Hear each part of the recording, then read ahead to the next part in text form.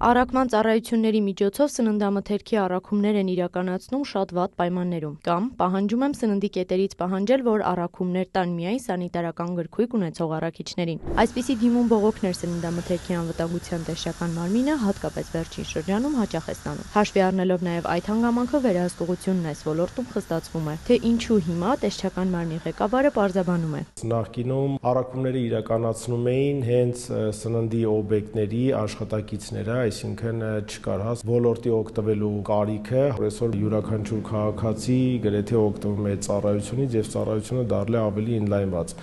Դրանից ելնելով իհարկե հանդիսանում են ավելի հաճախ հանդիպող խնդիրներ։ Սննդամթերքի անվտանգության տեսչական մարմնի ղեկավարը հանդիպել է առաքման ծառայություններ իրականացնող խոշոր կազմակերպությունների ներկայացուցիչների հետ։ Իրենք բարձրաձայնեցին, որ ունեն մոտավորապես 2200 առաքիչ, որոնք որ իհարկե հանդես չեն գալիս որպես իրանց աշխատակիցներ, բայց միևնույն է ծառայությունից օգտվում են, այսինքն իրանք օգտվում են իրենց արտաքից։ Իրանք իրենց պատրաստակամությունը հայտնեցին մեր հետ համագործակցել այս հարցի վերաբերյալ։ Պայմանավորվել են, որ տեսչական մարմինն էլ կփոխանցի լիցենզավորված բուժկետների ցանկ, որոնք կարող են բուժգրքույկ տրամադրել։ Ստուգումները պատասխանատու գերատեսչությունը այսպես է նախատեսում։ Բարեկային ծառայությունը մատակարարներին իրենց տրանսպորտային միջոցներով կկանգնեցին եւ մեր տեսուչները համատեղ ծառայություն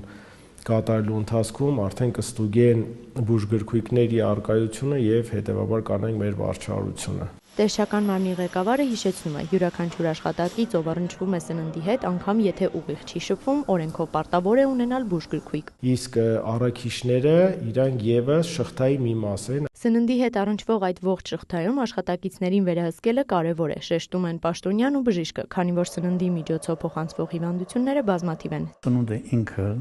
կարող է հանդիսանալ բարենպաստ միջավայր բարակիչ հիվանդությունների եւ թունավորում առաջացնող հարուցիչների համար, նաեւ հաճախակի են սննդամթերքի միջոցով առաջացող հիվանդությունների բռնկումները, աղիքային բարակիչ հիվանդությունների բռնկումները կամ թունավորումների բռնկումները, որոնք արձանագրվում են ինչպես տնային պայմաններում, այնպես էլ կարող են արձանագրվել հանրային սննդի կազմակերպություններում։ Իսկ սննդի աղտոտումը կարող է տեղի ունենալ ցանկացած փուլում։ Հաշվի առնելով, որ բարակիչ հիվանդությունների հարուցիչները գտնվում են շրջակա միջավայրում գրեթե բոլոր տեղերում, մարդու միջոցով նույնպես կարող է փոխանցվել, եթե մարդու մոտ կա հարուցիչ։ Վերադառնալով առաքիչներին, Հայաստանում նրանք 2000-ից ավելի են։ Յուրաքանչյուրը պետք է ունենա սանիտարական գրքույկ։ Հակառակ դեպքում կամ կազմակերպությունը կամ էլ հենց առաքիչը կվճարի 400 000 դրամ։ Էմմա Վարդանյան, Մհեր Կիրակոսյան, լուրեր։